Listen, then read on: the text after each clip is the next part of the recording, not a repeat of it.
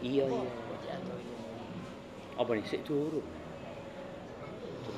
Di ngomong di sini insyaallah. Allah yasir. Jadi memang Kan sampai sekarang belum ada tersangkanya. kayaknya aku tuh Turu. belum jadi tersangka ya. Siapa? Masih saksi kan. Kan belum ditahan ya.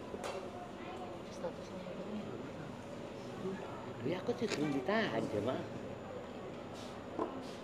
Kan masih ngumpulkan saksi-saksi terus ini. Apa sih tangkap ya turun? Udah nggak boleh kemana-mana. Oh iya.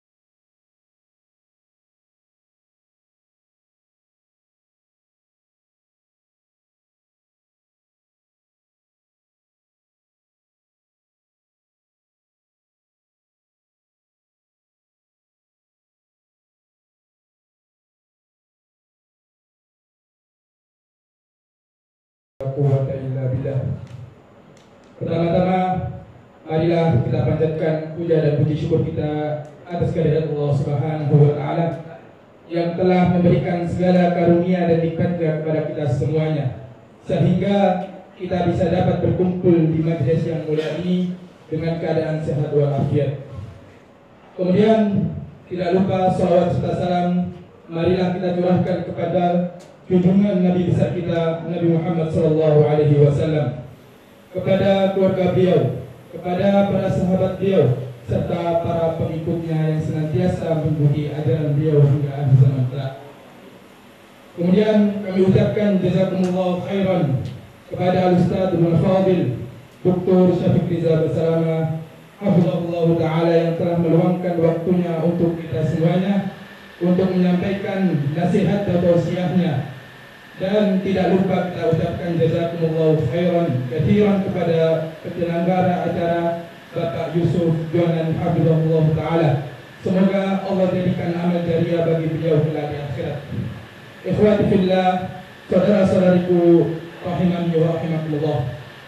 Perkenankan kami selaku pembawa acara untuk mengadakan rangkaian acara pada hari ini sebagai berikut. Yang pertama, sesi pembukaan, yang kedua inti acara atau penyampaian materi dari Al-Ustaz Ibn Fadil Al-Ustaz Dr. Syafiq Riza Basalamah Hafizahullah Ta'ala dengan materi mempersiapkan jalan untuk menuju akhirat. Yang ketiga, sesi tanya jawab. Yang keempat, sesi penutupan. Ikhwani fillah, saudara-saudariku, azza wa jalla wa iyyakum jami'an.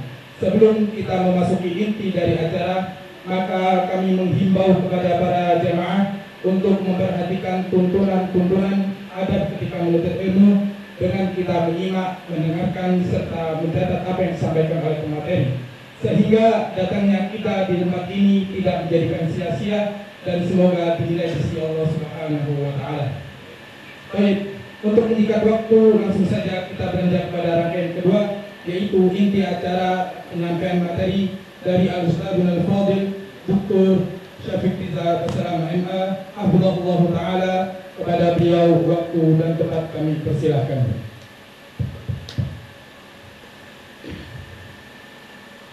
Bismillahirrahmanirrahim. Assalamualaikum warahmatullahi wabarakatuh.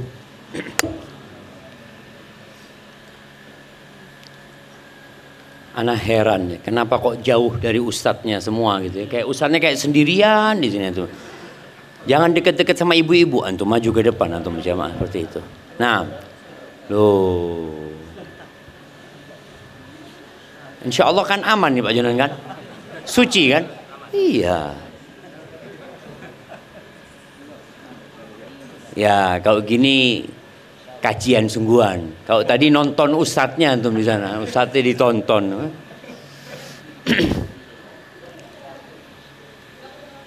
Kenapa? Suara mic-nya di mana? Mic-nya cuma di luar. Di dalam nggak pakai mic. Oh, masya Allah.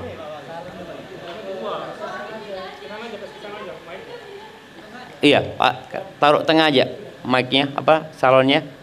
Tinggal colokannya ambil yang punyanya sini.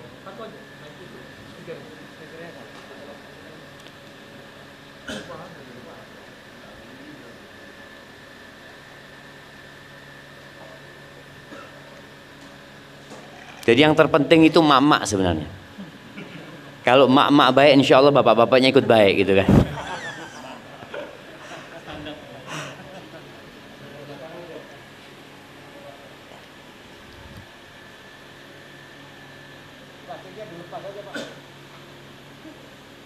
Bismillah. Loh, udah dicolok sudah. Ibu-ibu dengar? Taib.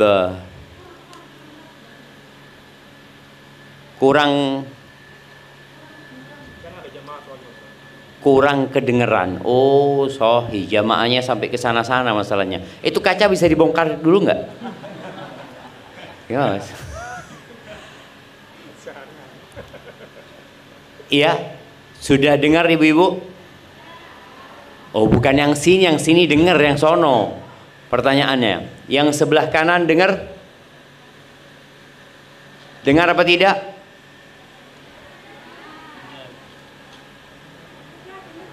Sudah dengar? Alhamdulillah alladzi jama'ana 'alal huda wat tuqa. Segala puji bagi Allah Azza wa Jalla yang mengumpulkan kita di atas petunjuk dan ketakwaan kepada-Nya. Allahumma salli wa sallim ala abdika wa rasulika Sayyidina wa maulana Muhammadin wa ala alihi wa ashabihi ajma'in. Ya Allah, semoga salawat dan salam, berkah dan nikmat senantiasa Engkau curahkan untuk hamba kekasih-Mu, untuk baginda Nabi kita Muhammad alaihi salatu wassalam, untuk keluarga beliau, untuk istri-istri beliau, untuk putra-putri beliau, dan untuk seluruh sahabat Nabi. Semoga Allah meridai kita bersama mereka. Amma ba'd. Hari ini tanggal berapa jemaah? Tanggal berapa? Tanggal berapa? Tanggalnya umat Islam. Oh, pengajian tanggalnya. Ini tanggalnya wong Islam. Malam 19 kita insyaallah jemaah. 19 Rabiul Awal 1447 Hijriah. kita mau berbicara tentang bagaimana mempersiapkan diri untuk akhirat. Karena sesuai dengan penilaian kita tentang akhirat, sesuai dengan itu pula persiapan kita. Berapa sih nilainya akhirat buat antum? Kalau nilainya 1 triliun mamanya, maka kita akan bekerja untuk mendapatkan 1 triliun supaya dapat akhirat. Contoh mobil, kita tahu kita suka sama mobil ini. Mobil ini berapa harganya? Mamanya Pajero kita ngomong. Berapa Pajero? 700? Anggap 700. Nilainya 700. Maka kita kalau ingin mobil itu, mau tidak mau kita harus menabung. Mengumpulkan uang sampai harga mobil itu. Sekarang nilainya akhirat ini berapa? Antum nilai berapa akhirat itu? Kalau bicara akhirat ya, 2 rakaat sebelum subuh. 2 rakaat sebelum subuh itu khairun minad dunya wa ma fiha. Lebih baik dari rumah Pak Jonan ini. Lebih baik dari semua rumah yang ada di perumahan sini. 2 rakaat sebelum subuh itu lebih baik dari Indonesia seisi. Ternyata dengan 2 rakaat sebelum subuh kita sudah bisa mendapatkan yang lebih baik dari dunia dan isi. Tapi terkadang kita tidak semangat untuk melaksanakan itu. Taib. Nabi SAW pernah menyebutkan, la maudhi'u sauti ahadikum fil jannah khairun minad dunya wa ma fiha. Tempat pecut ya, dulu kan di zaman Nabi SAW kendaraan mereka adalah kuda, onta, keledai. Mereka butuh cemeti ya, pecut ya, sambil naik dipecut gitu ya, supaya lebih kenceng. Mungkin 1 meter lah tempat biasanya mereka akan meletakkan itu di dinding rumahnya, di cantolno gitu ya. Tempat yang cuma segitu itu di surga khairun minad dunya wa ma fiha. Lebih baik dari dunia dan isinya. Yang jadi pertanyaan, persiapan kita apa? Kalau untuk dapat rumah di Surabaya, perumahan di sini 1 meter piro Pak Jono? 10. Baik, kalau orang mau beli 1000 meter, berarti dia butuh duit 10 M. 10 M. Maka dia berpikir, saya harus bekerja, saya harus mengumpulkan uang 10 M. Habis beli tanah, belum rumahnya. Bangun rumah 10 M juga. Jadi rumahnya diisi dengan isi yang begitu menyenangkan. Mari ngono mati. Dibawa rumahnya? Tidak.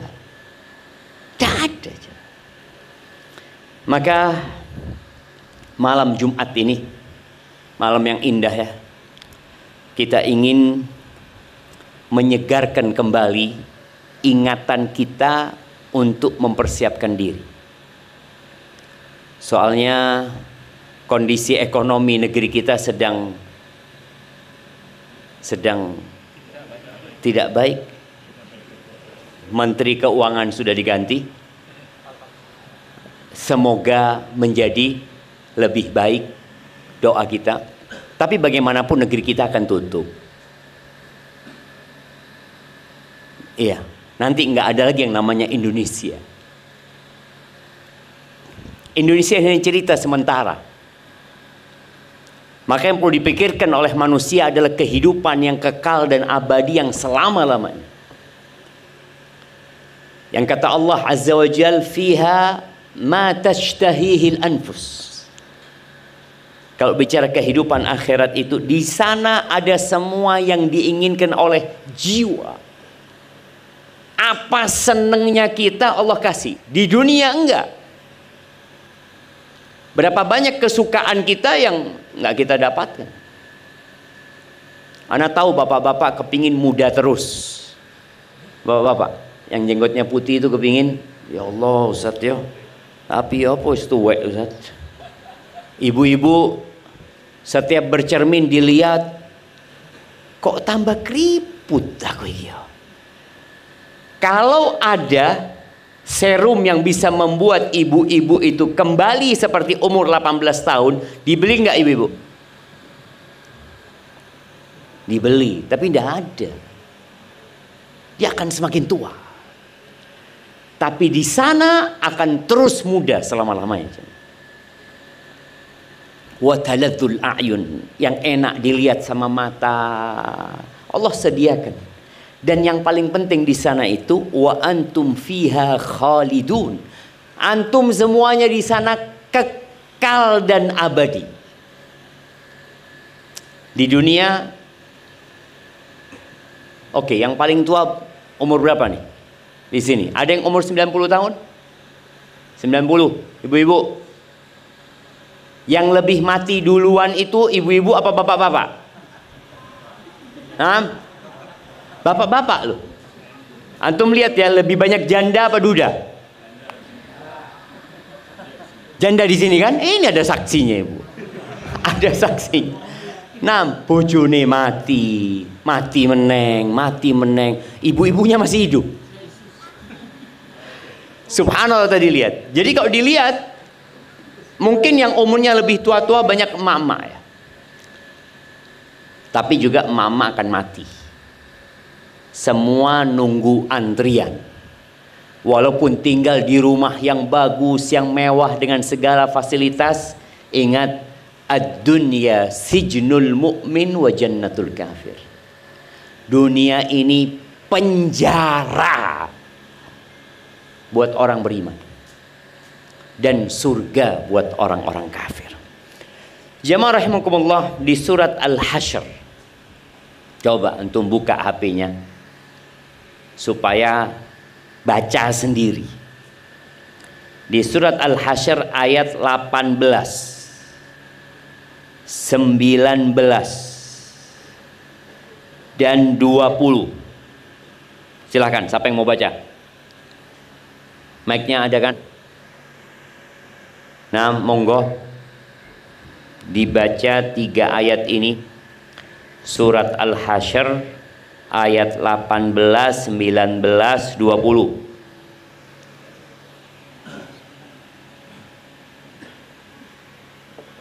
Ya, silakan dibaca. Ya ayyuhalladzina amanu taqullaha wal tanzur nafsum ma qaddamat lighad wattaqullaha innallaha khabirun bima ta'malun. Wala takunu kalladzina nasullaha fa'ansahum anfusahum ulaika humul fasiqun. La yastawi ashabun nari wa ashabul jannah. Ashabul jannati humul faizun. Ya, artinya. Baca artinya. Hai orang-orang yang beriman, bertakwalah kepada Allah dan hendaklah setiap diri memperhatikan apa yang telah diperbuatnya untuk hari esok akhirat, dan bertakwalah kepada Allah. Sesungguhnya Allah Maha mengetahui apa yang kamu kerjakan. Dan janganlah kamu seperti orang-orang yang lupa kepada Allah, lalu Allah menjadikan mereka lupa kepada mereka sendiri. Mereka itulah orang-orang yang fasik. Tidaklah sama penghuni-penghuni neraka dengan penghuni-penghuni surga. Penghuni-penghuni surga itulah orang-orang yang beruntung. Barakallahu fiik ya. Allah Azza wa Jalla memanggil orang-orang yang beriman. Ya ayyuhalladzina amanu. Di Al-Quran itu ada 89 kali Allah memanggil. Kenapa diulang-ulang jemaah? Karena memang manusia itu pelupa. Abu Bakar As-Siddiq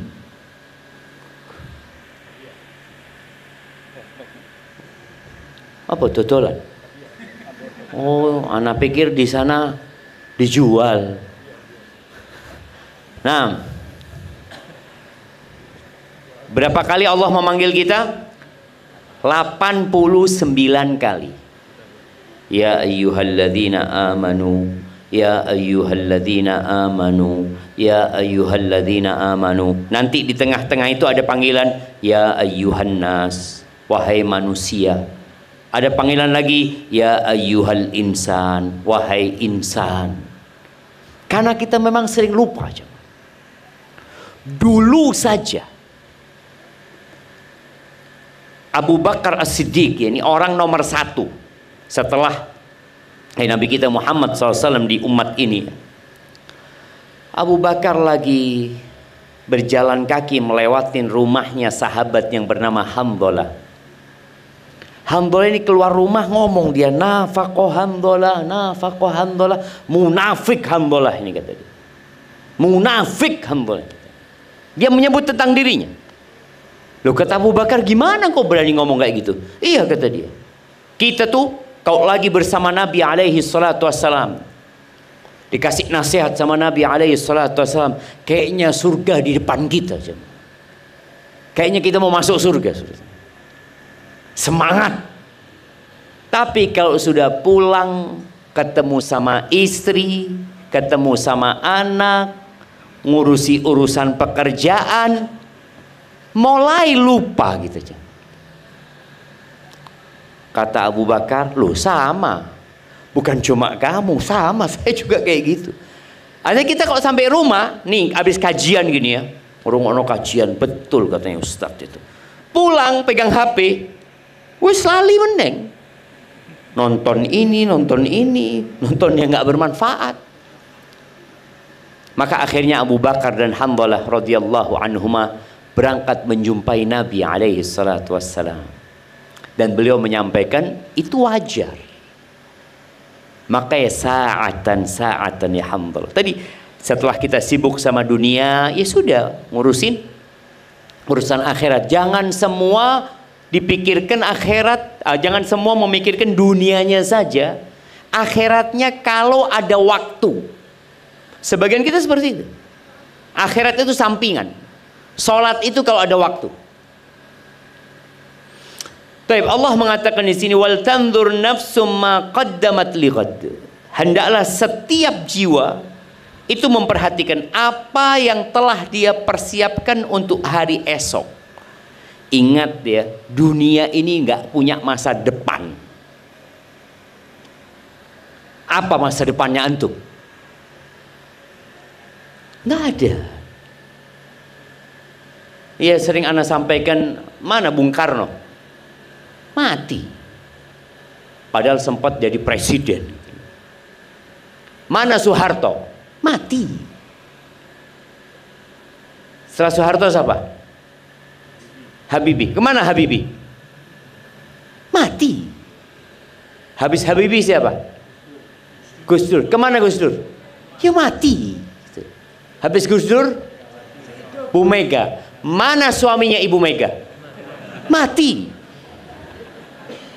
Terus habis Ibu Mega, SBY. Mana istrinya SBY? Mati. Siapa? Tidak ada. Artinya bagaimana seorang istri ditinggal mati oleh suaminya yang dia cintai? Sedih dia.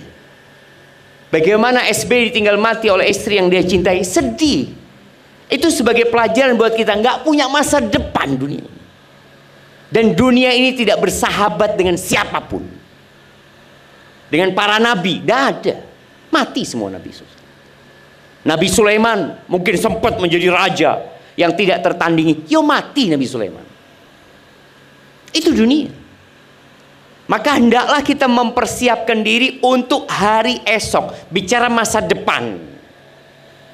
Kapan masa depan kita? Ya setelah kematian. Itu baru masa depan. Dalam sebuah hadis yang diperselisihkan kesahihannya, Nabi SAW mengatakan, al-kayyis man dana nafsahu wa amila lima ba'dal maut. Orang yang cerdas itu, orang yang IQ-nya tinggi. Siapa? Yang suka bermuhasabah, ngitung-ngitung dirinya. Makanya orang-orang cerdas di dunia ini ada istilah tutup buku. Ada istilah evaluasi. Dia mengevaluasi setahun ini keuntungan kita berapa. Kita rugi. Kenapa kok kita rugi? Omset naik, tapi kok rugi kita? Orang cerdas itu akan selalu melakukan evaluasi terhadap usaha dia. Ini urusan dunia ya. Tapi ternyata untuk orang cerdas yang sebenarnya, dia melakukan evaluasi terhadap dirinya. Contoh, hari ini ana baca Quran berapa juz? Kok juz susah? Sak lembar aja tidak sampai. Itu evaluasi. Hari ini malam Jumat.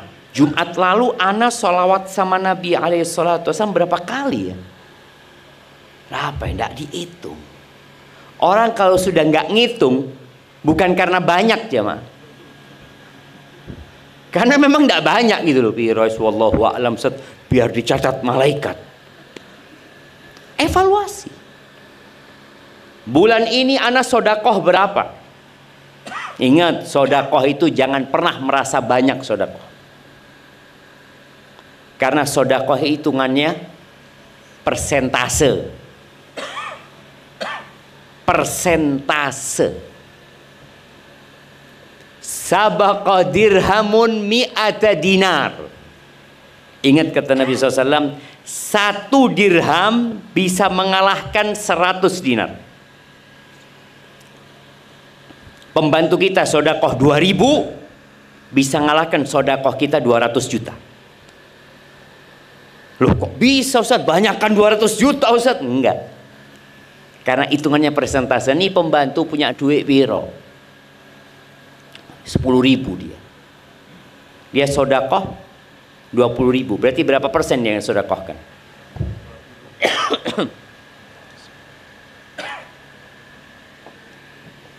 Alhamdulillah 20%.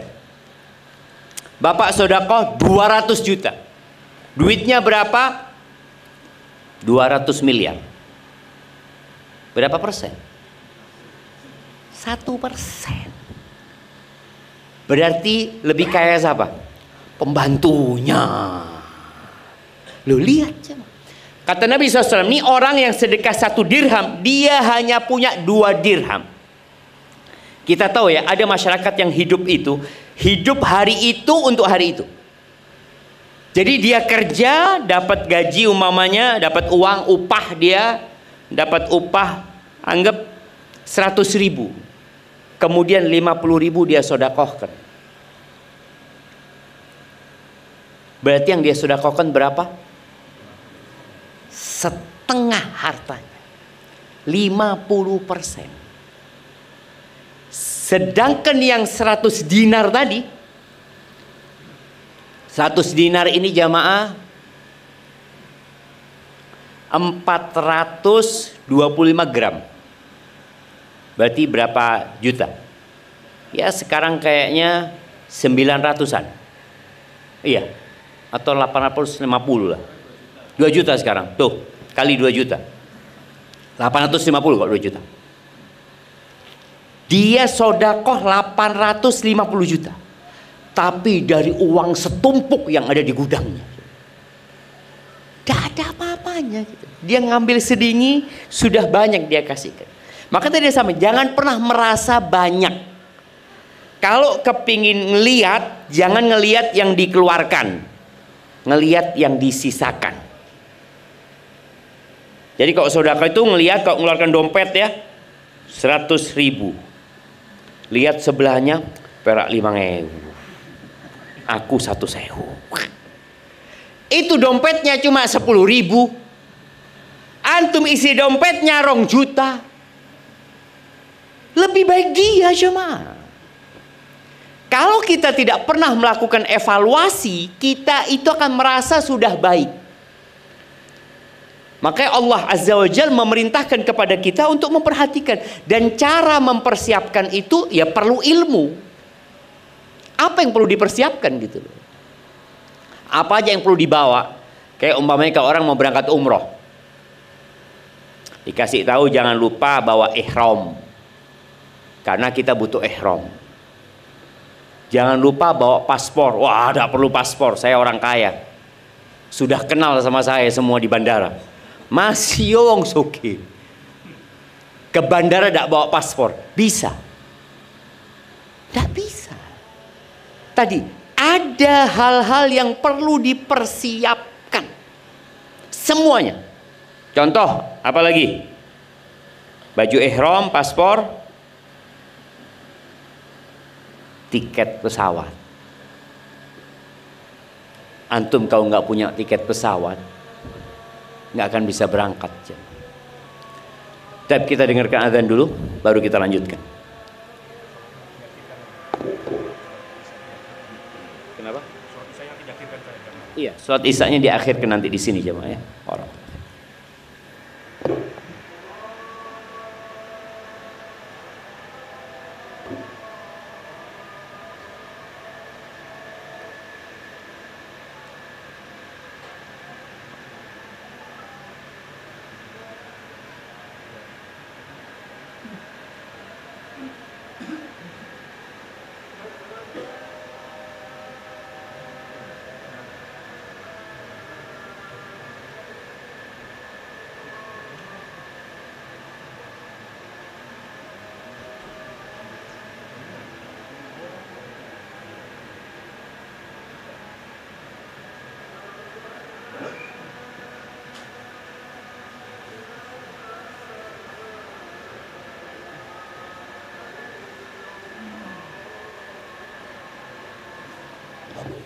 Kayaknya mungkin perlu ada yang azan di sini jemaah.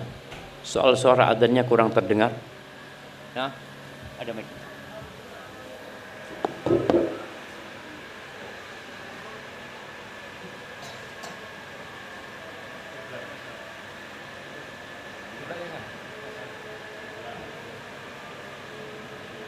Allahu Akbar, Allahu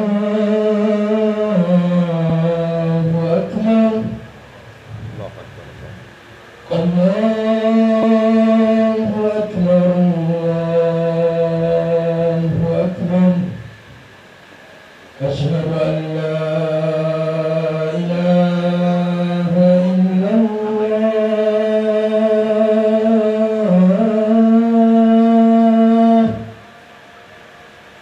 Asyhadu an la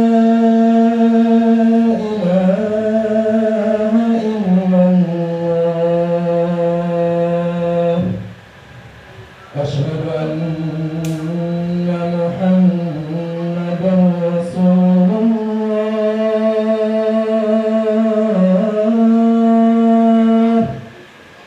أشهد أن محمدا رسول الله. حي على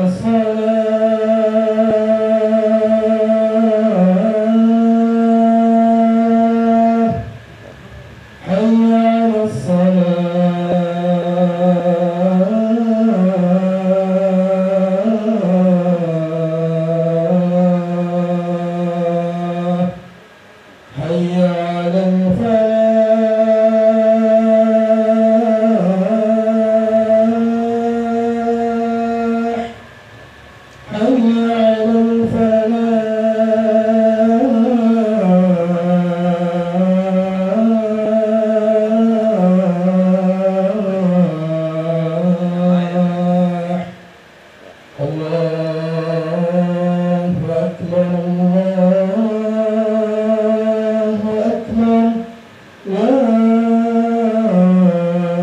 ilaha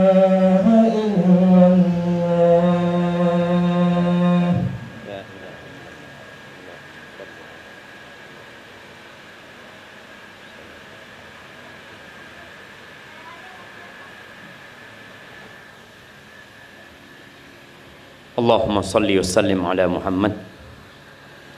Jadi mempersiapkan untuk hari esok itu dengan cara melakukan evaluasi tadi. Kita hitung-hitung apakah persiapan kita sudah cukup apa enggak. Oh alhamdulillah saya sudah banyak amal solehnya. Coba dilihat, ikhlas enggak kita? Nabi Ibrahim saja ketika dia bangun Ka'bah, apa doanya? Rabbana taqabbal minna. Ya Allah, terimalah dari kami ya Allah. Takut tidak diterima. Kalau itu Nabi Ibrahim, apalagi kita jemaah. Maka jangan merasa sudah baik.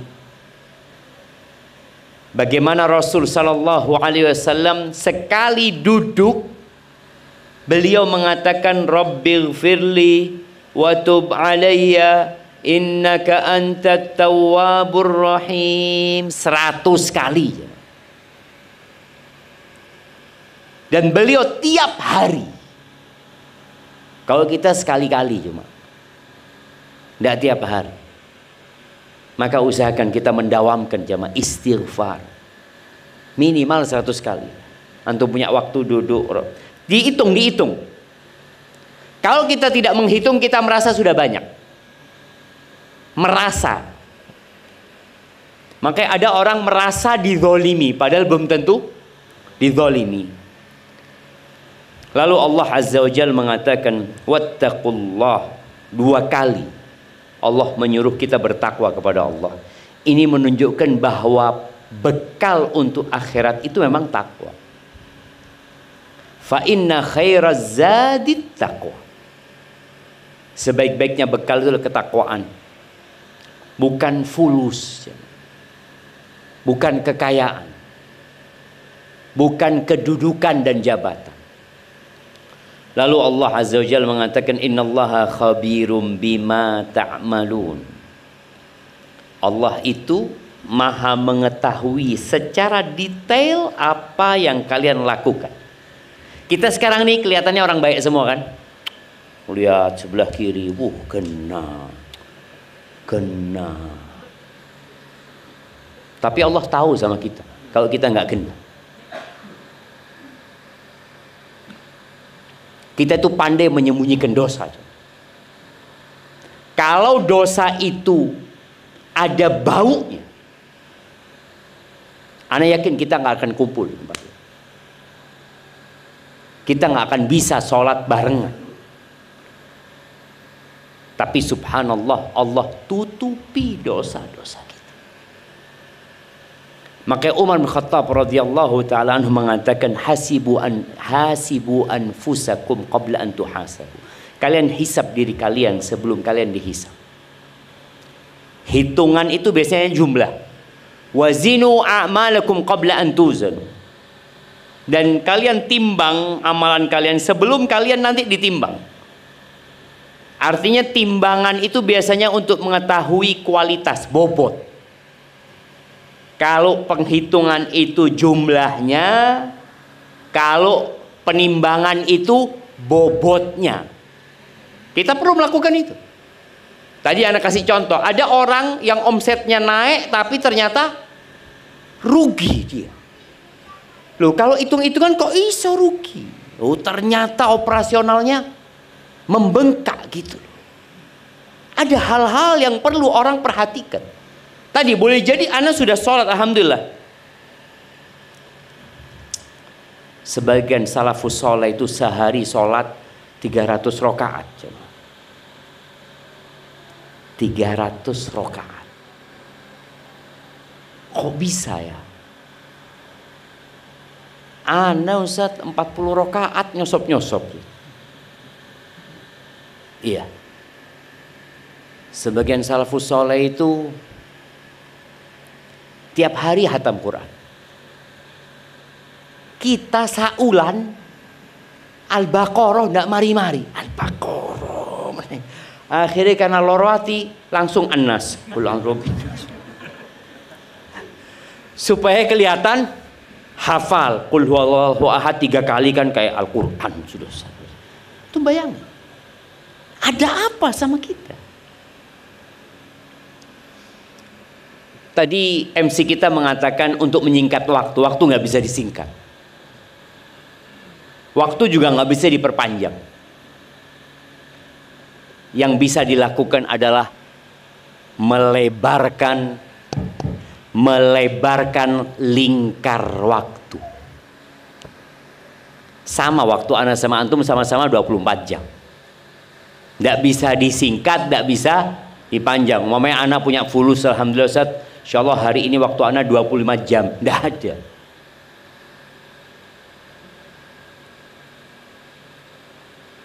Tapi dilebarkan lingkar waktu bisa. Salah satunya dengan silaturahim umpamanya. Jadi berkah waktunya. Terus terang pengalaman ana ya. Ana bicara pengalaman buruk ya. Ana itu kalau pegang HP kemudian ana baca Quran, satu halaman itu terasa panjang jemaah. Masya Allah ya. Tapi kalau sudah nonton short, nonton TikTok atau Reels, itu sak jam. Loh, kok wis sak jam? Antum bisa bayang? Satu lembar yang cuma 5 menit terasa panjang sekali. Itu berkah. 1 jam nonton yang seperti 1 menit, itu hilangnya keberkahan. Dan sekarang manusia akalnya itu semakin tumpul. Nggak bisa lagi lihat yang panjang-panjang. Dulu orang kalau nonton bioskop itu nonton film di bioskop ya, bisa filmnya itu dicepatkan. Ngomong cepet no ngantuk guys. Nggak bisa. Dia 1 jam setengah, 1 jam setengah. Tapi sekarang orang nonton baru 5 menit atau dipindah ke menit 12. Baru menit 12, aduh ketahuan wis menit 20. Terakhir, ya apa sih terakhir ceritanya? Wis terakhir. Iya. Tumpul sudah akalnya. Jadi dia nggak mampu lagi. Ini tadi waktu yang tidak berkah. Maka bagaimana kita membuat waktu kita berkah? Ya, salah satunya bermuhasabah tadi. Tapi nimbang, kata Umar, setelah engkau jumlahnya, timbangannya, bobotnya, kemudian kata Umar bin Khattab radhiyallahu anhu, wa tazayyanu liyaumil ardil akbar. Dan kalian jangan lupa berhias ya. Pakai baju yang bagus, rambutnya disisir yang bagus, pakai parfum, pakai sepatu yang indah, jamnya jangan lupa. Untuk kapan? Untuk pameran terbesar. Nanti akan ada pameran yang dihadiri oleh cucu-cucu kita, anak kita, diri kita, bapak kita, embah kita. Nabi Adam juga hadir di pameran. Kata Allah Azza wa Jalla, yauma idzin tu'raduna la takhfa minkum khafiyah. Hari itu kalian akan dipamerkan semuanya, nggak ada yang bisa disembunyikan. Yauma tublas sarair. Kita punya rahasia, anak punya dosa yang antum nggak tahu. Antum juga punya dosa yang anak nggak tahu. Bapak mungkin punya dosa yang anaknya nggak tahu.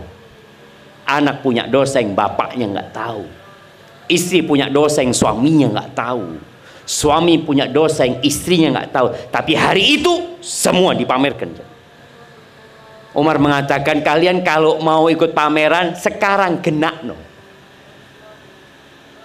Akan ditampil, oh ini yang ria.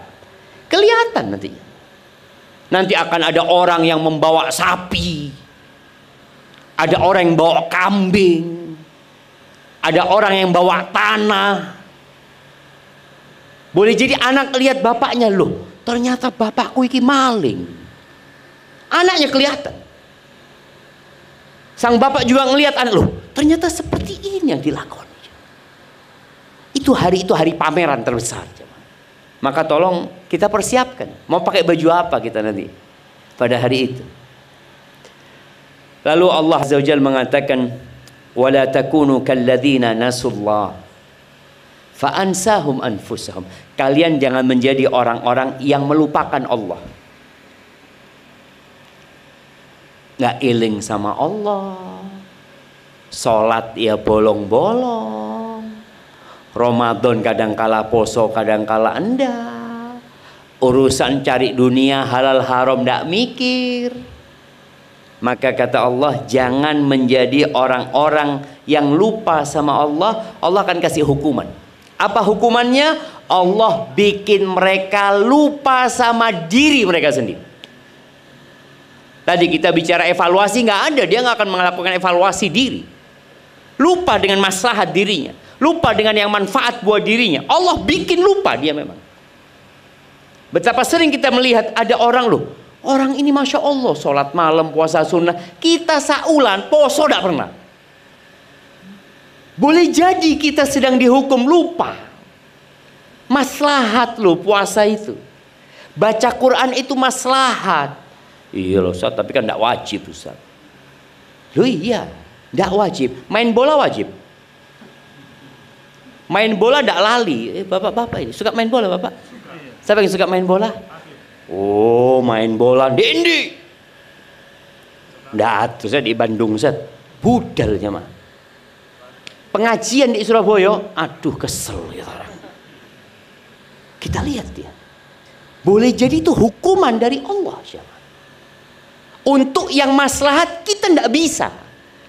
Bahkan kita dibisikin, oh, itu kan tidak wajib, kan cuma sunnah. Tapi untuk yang mubah, dan pahala nih, kita bisa melakukan hal itu. Kita perlu berpikir, apa? Oh ya, boleh jadi kita sedang dihukum sama Allah Azza wa Jalla. Ada seorang datang kepada Hasan al-Basri. Kisah ini banyak ditanyakan kepada salafus soleh ya. Ada satu mengatakan, aku ini kenapa ya kok nggak bisa sholat malam ya? Padahal niat ada. Dan persiapan sudah matang. Air wudhunya dipersiapkan ya. Mungkin sejadahnya dipersiapkan. Aku kepingin sholat malam. Tapi tetap tangini adzan subuh. Ada ibu-ibu. Padahal pasang alarm ya. Alarm jam berapa? Ibu biasanya pasang jam 2, setengah 3, bangun setengah 5 tetap jamaah. Loh, perhatikan, boleh jadi terjadi sama kita. Tahu kita, oh nambah 5 menit, azan subuh. Padahal waktu yang paling mahal dalam hidup kita itu sepertiga malam akhir. Itu paling mahal dalam hidup kita. Tapi sering waktu itu kita tidak manfaatkan. Sekali lagi boleh jadi kita sedang dihukum sama Allah. Ini orang yang bertanya kepada Hasan al-Basri. Apa kata Hasan al-Basri? Karena dia melihat kenapa orang lain bisa, aku kok tidak bisa. Padahal kalau bicara capek, kerjanya orang itu capek. Dia kuli. Keringetan kerjanya. Saya cuma duduk-duduk umpamanya. Tapi kok aku nggak bisa? Kata Hasan al-Basri, qayyadatka dunubuka. Engkau dirantai sama dosa-dosa. Ketaatan itu melahirkan ketaatan. Dosa melahirkan dosa. Maka tolong jangan sampai kita lupa sama Allah. Maka kalau habis berbuat dosa itu, apa kata Nabi SAW? Wa atbi'is sayyi'atal hasanah tamhuha. Kalau habis berbuat dosa, ikuti dengan kebaikan, akan dihapuskan insyaallah dosa-dosa. Makanya dengan istighfar, dengan berzikir ya. Dan Allah katakan wala takunu kalladzina nasullah fa ansahum anfusahum ulaika humul fasiqun. Orang-orang yang disibukkan dengan dunianya kemudian lupa sama Allah, mereka adalah orang-orang fasik sebenarnya. Kemudian di ayat 20 Allah mengatakan nggak sama loh, penghuni neraka dengan penghuni surga nggak sama. Kalau sekarang di dunia kadang-kala kita melihat kok yang sukses ya sembahyang tidak pernah Ustaz. Anak punya tonggo itu Ustaz, maling Ustaz. Ramadan tidak puasa, tapi fulus Ustaz. Kita kan di dunia kadang-kala melihat kayaknya orang ini orang yang bahagia sekali. Enggak, jemaah. Enggak sama. Jadi penghuni surga dan penghuni neraka di dunia saja nggak sama. Tadi kita sudah bicarakan nilai dunia itu seperti apa sih sebenarnya.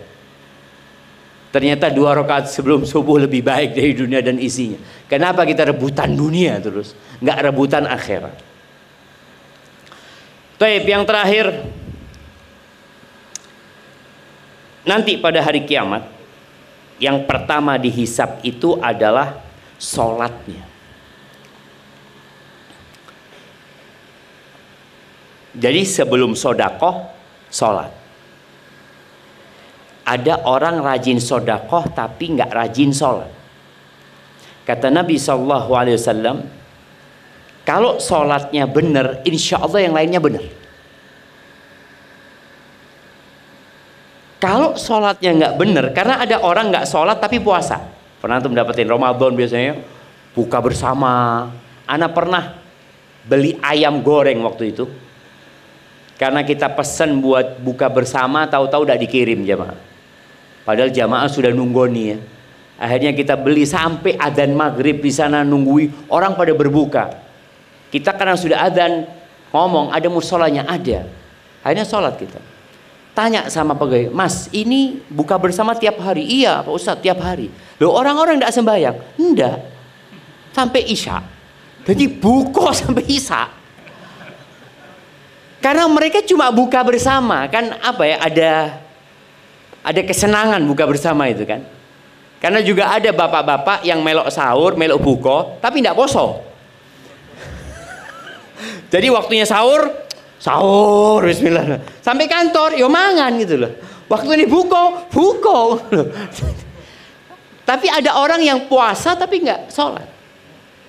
Boleh jadi puasanya main-main saja. Ada orang sodakoh tapi nggak sholat, boleh jadi sodakohnya riya aja. Tapi kalau sholatnya benar, insya Allah yang lainnya benar. Dan jamaah sholat itu mudah, cuma 5 waktu. Antum bayangin ya, orang kerja berapa jam sehari? Ya kalau aturan internasional 8 jam. Sholat berapa jam? 6 jam? Daon, 15 menit.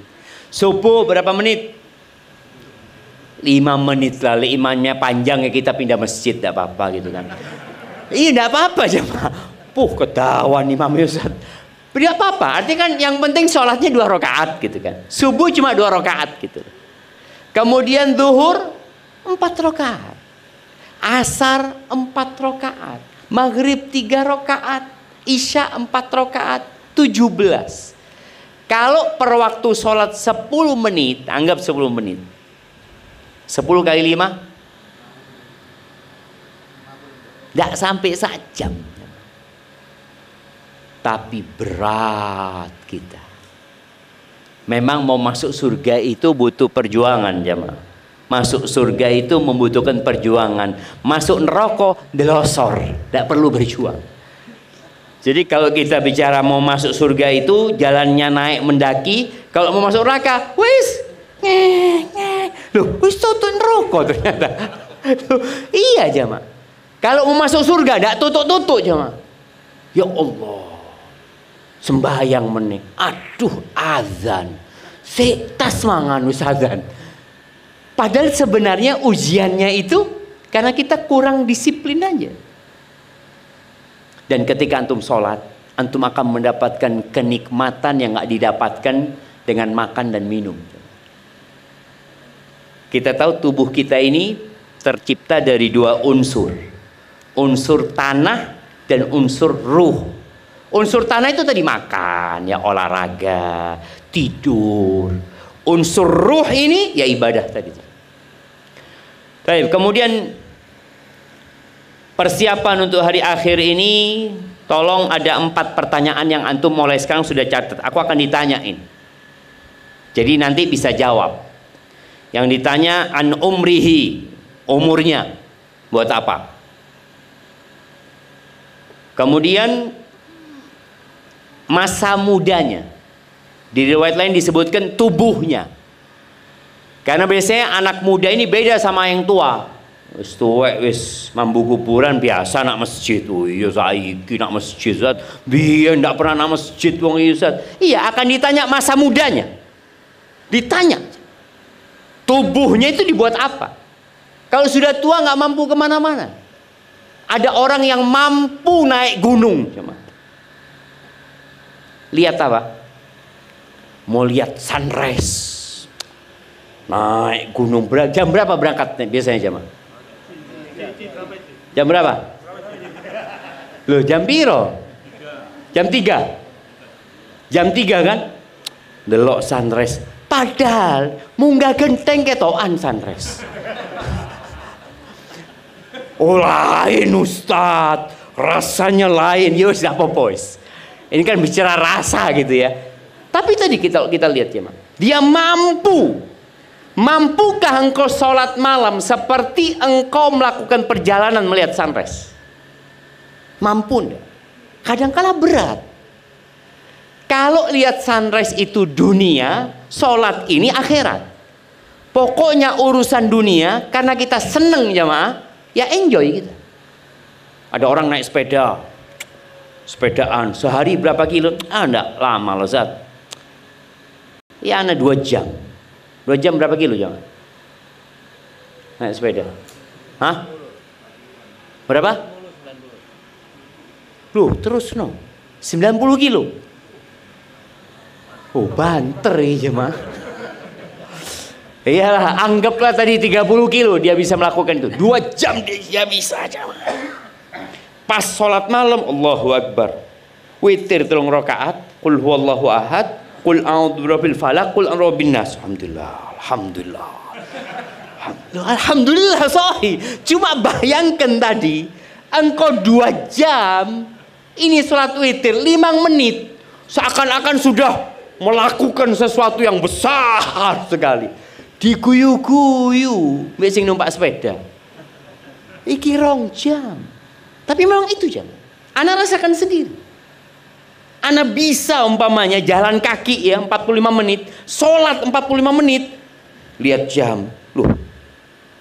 Si oleh 10 menit ternyata. Berkah jamaah. Berkah waktu kita kalau kita ibadah itu.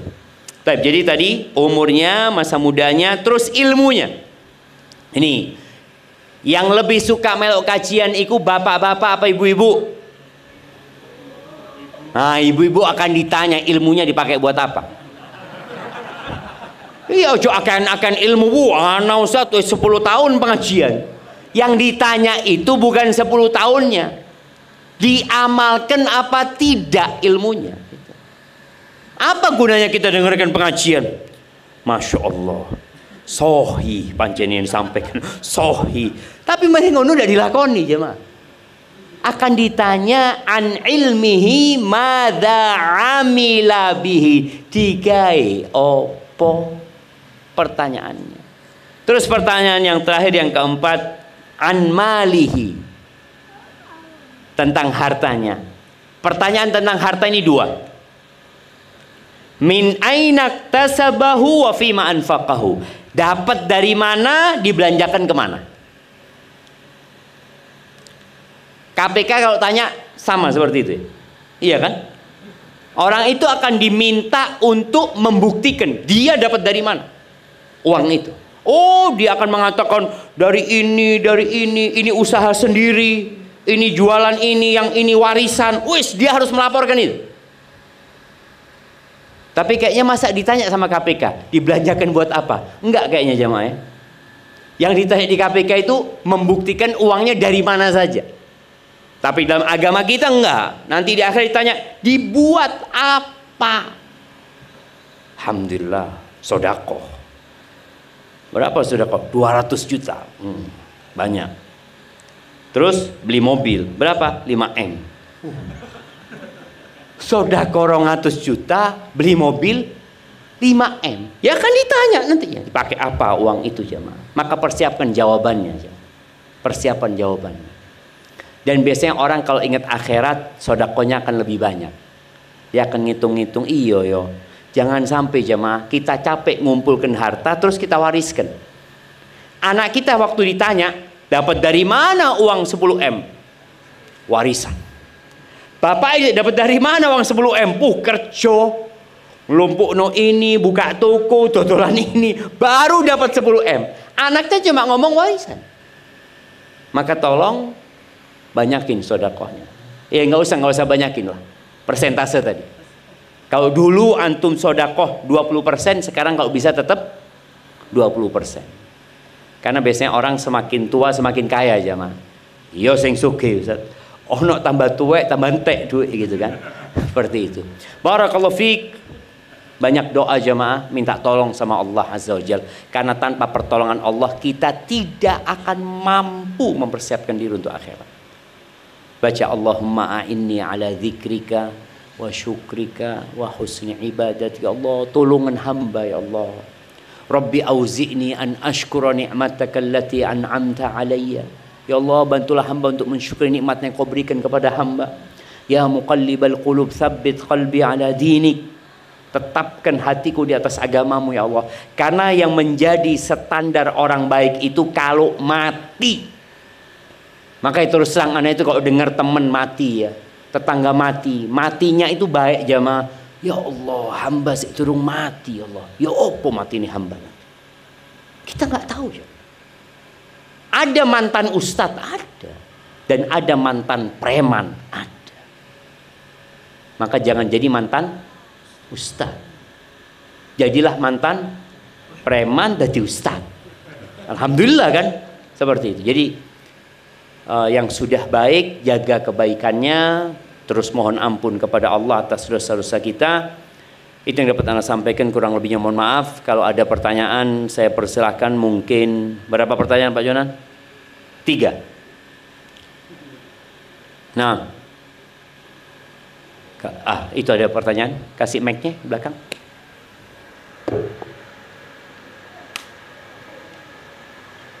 Assalamualaikum. Waalaikumsalam warahmatullahi wabarakatuh. Untuk sholat ini kan susah sekali untuk kita bisa khusyuk. Saya pernah mendengar kalau untuk menghilangkan kita susah khusyuk itu adalah sholat berjamaah di masjid.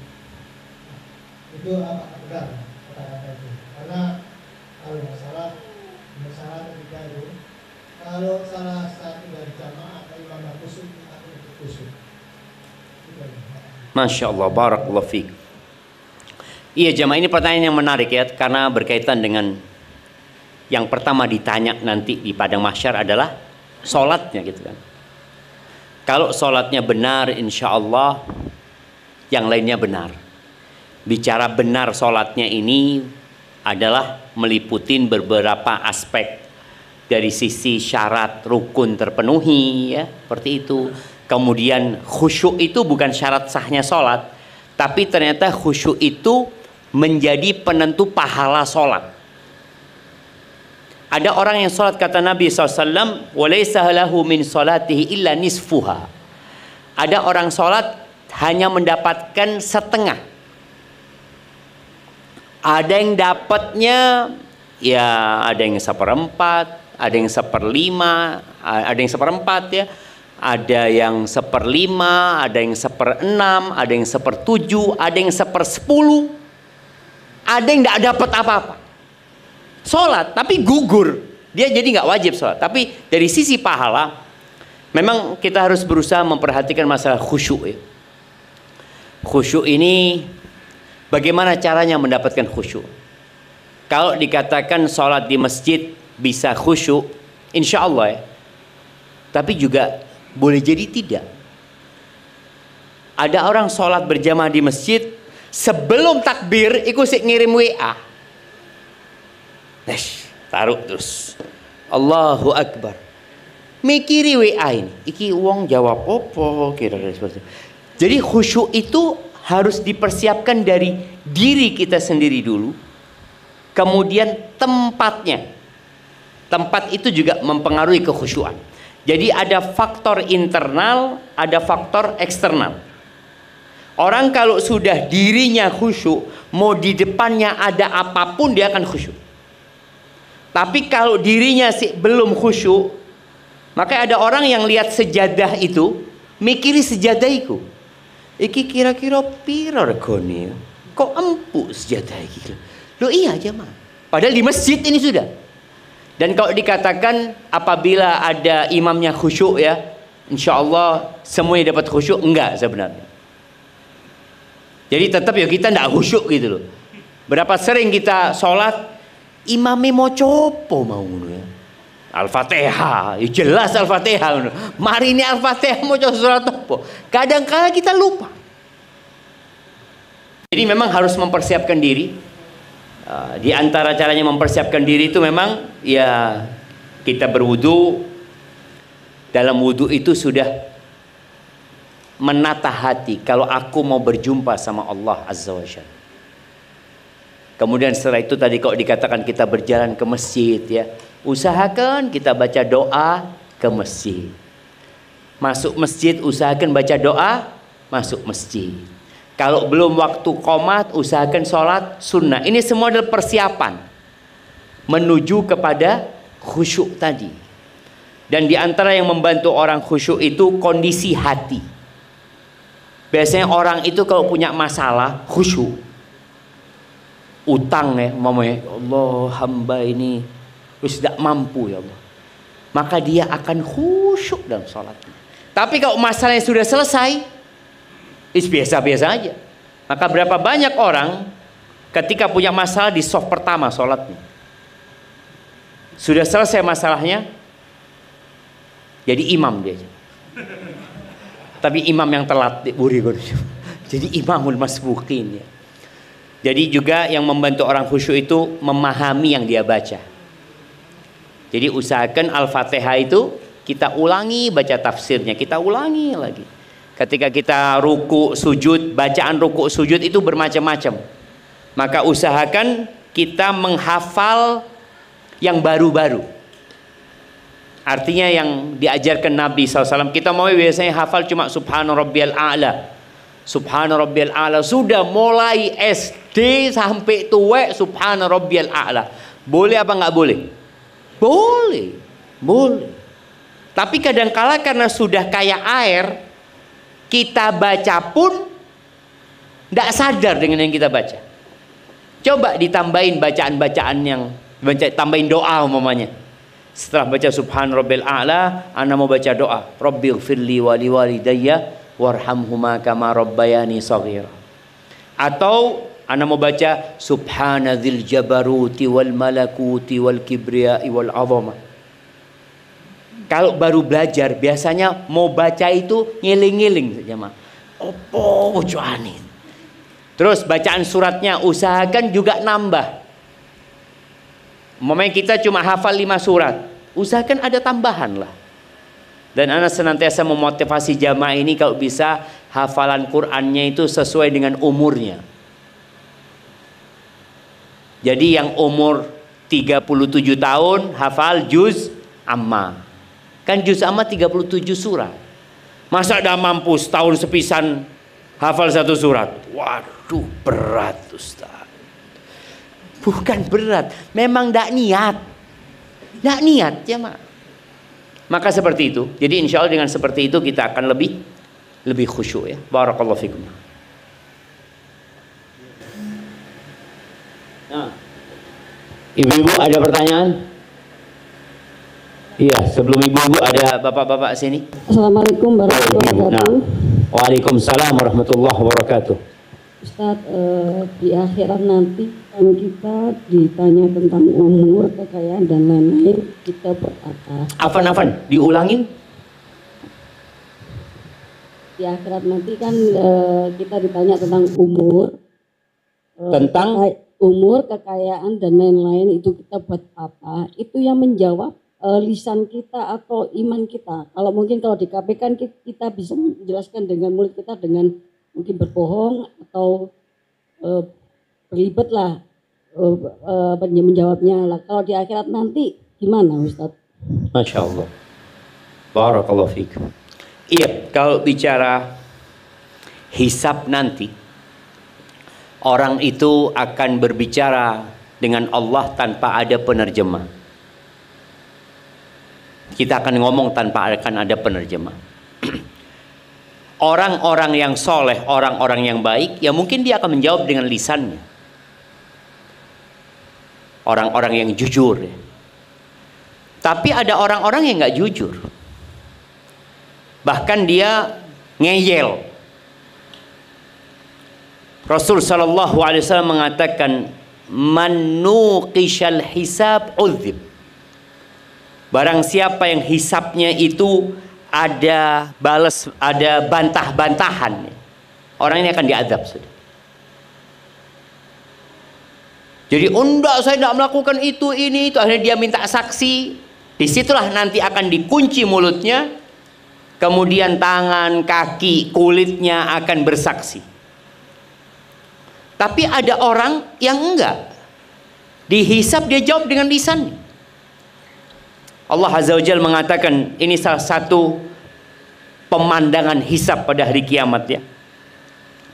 Ada yang orang ini ditanya sama Allah, engkau melakukan dosa ini hari ini, kata. Naam ya Allah. Terus dosa ini, kata. Iya ya Allah.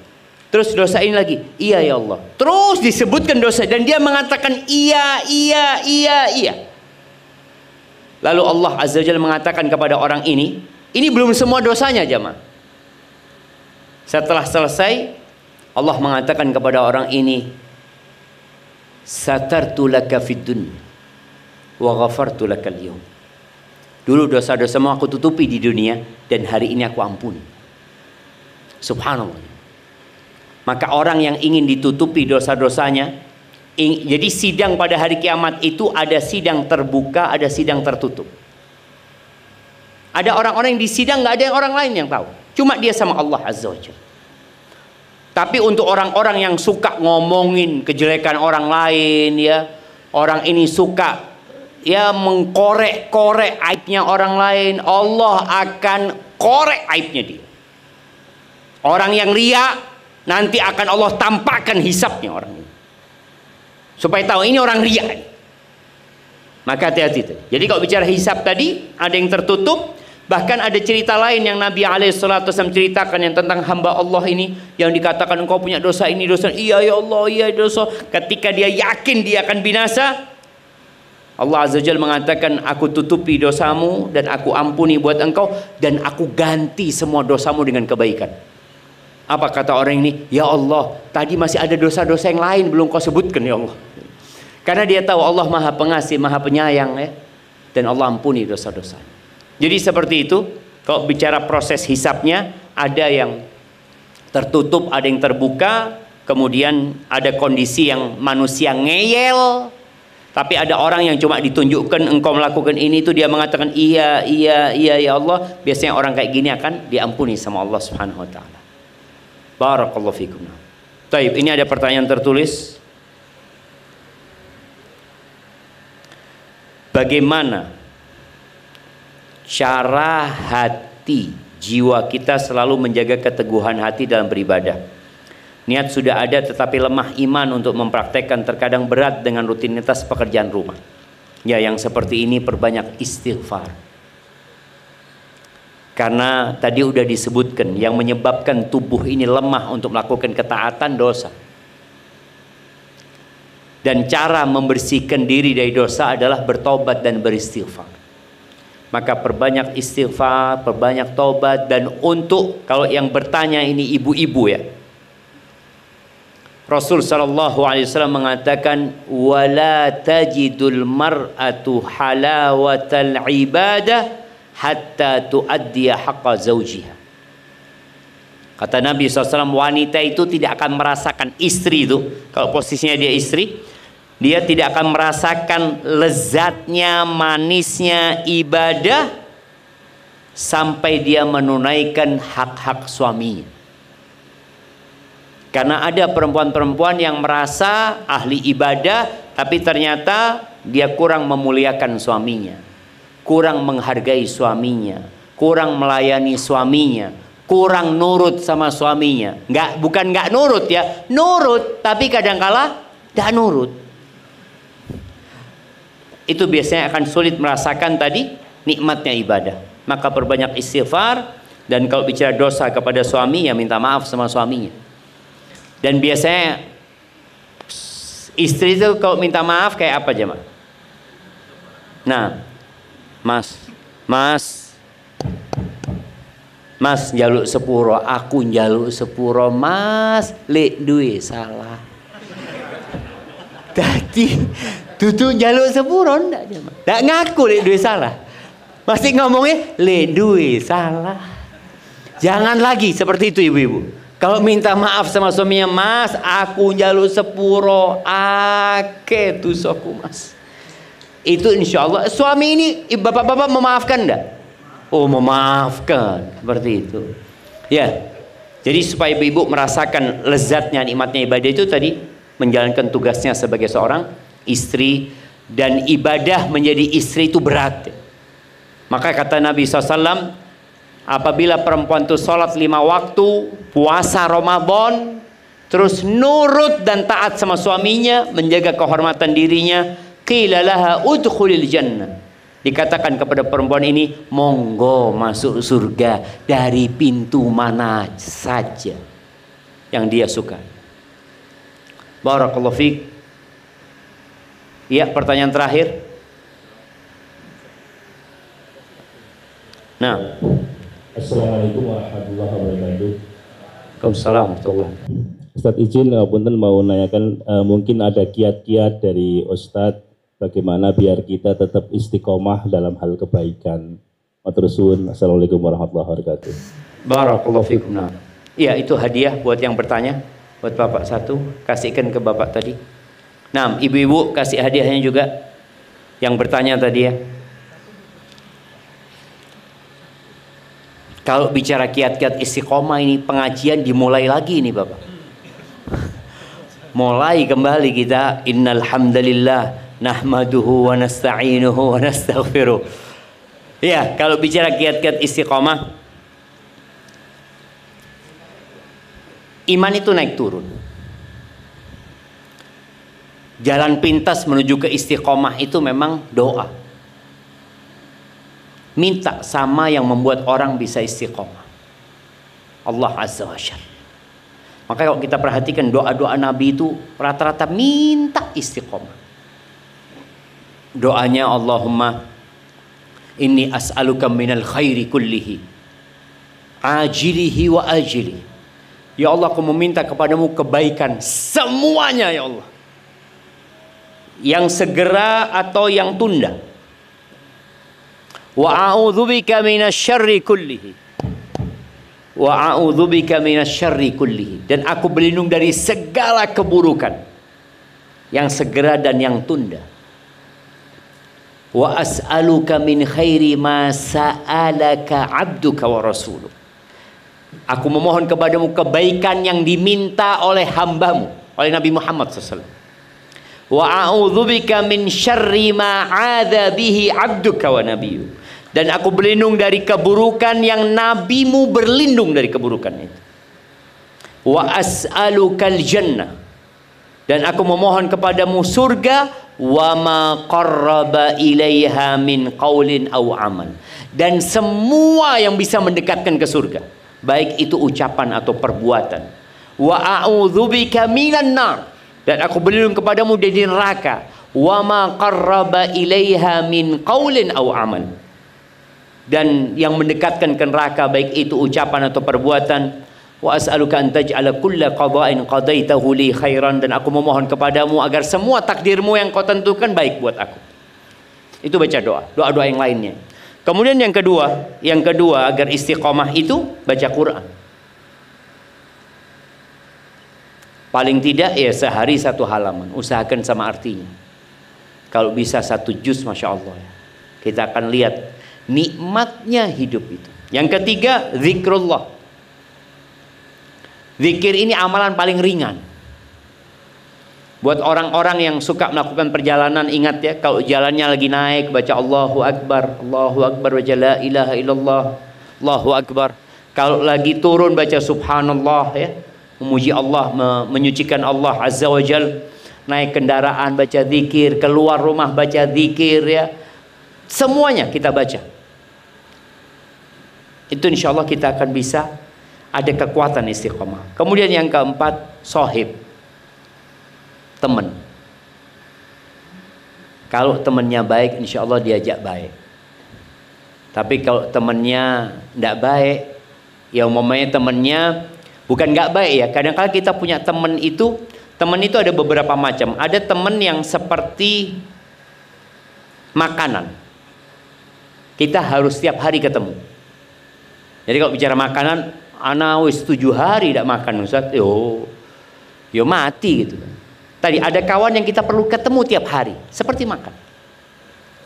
Ada kawan ya yang seperti obat, kalau butuh saja. Kalau antum sering-sering ketemu kawan yang obat itu, overdosis nanti. Akhirnya jadi penyakit. Jadi kalau yang pertama itu seperti orang-orang soleh, ya orang-orang baik, yang kita ketemu hanya untuk bicara tentang ya akhirat, bicara tentang bagaimana menyelamatkan diri dari fitnah dunia. Kalau kedua ini biasanya teman-teman bisnis, butuh kita. Kita ketemu relasi kita apa, tapi jangan keseringan. Yang awalnya bisnis akhirnya jalan-jalan ini itu, akhirnya waktu kita habis. Yang ketiga, ada teman yang kayak racun. Kalau kita ketemu sama dia ya sudah, kita akan rusak nantinya. Itu mungkin beberapa kiat jemaah. Barakallahu fiik. Mungkin itu menjadi pertanyaan terakhir ya dalam pertemuan kita kali ini. Yang benar dari Allah Azza wa Jalla, yang salah dari diri kita, dari anak sendiri. Allah dan Rasulnya terbebaskan dari kesalahan itu. Mungkin kita akan tutup dengan sholat isya berjamaah. Subhanakallahumma bihamdika asyhadu an la ilaha illa anta astaghfiruka wa atubu ilaik. Assalamualaikum warahmatullahi wabarakatuh. Ana kembalikan ke MC kita.